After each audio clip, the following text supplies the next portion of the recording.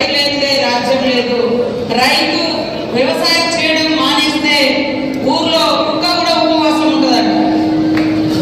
రైతు వ్యవసాయం మానేస్తే ఊర్లో కుక్క కూడా అన్నం దొరకదు.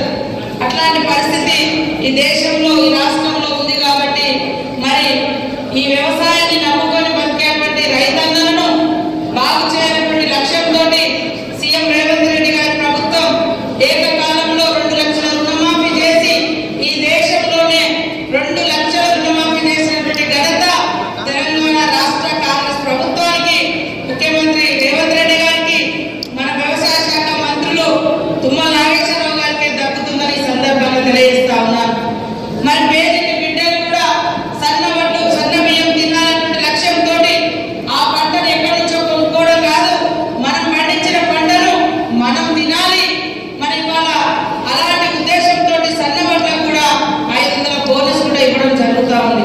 మన ఊర్లలో చూస్తే ఇంటి నిర్మాణం చేసే వాళ్ళకి ఇల్లు ఉండదు అన్నట్టుగా, చెప్పులు కుట్టే వాళ్ళకు చెప్పులు వేసుకునే అవకాశం ఉండదు, బట్టలు గొప్ప తయారు చేస్తారు, పట్టు వస్త్రాలు మంచి కానీ వాళ్ళు వేసుకోలేరు, ఎందుకంటే వాళ్ళ ఉపాధి కోసం.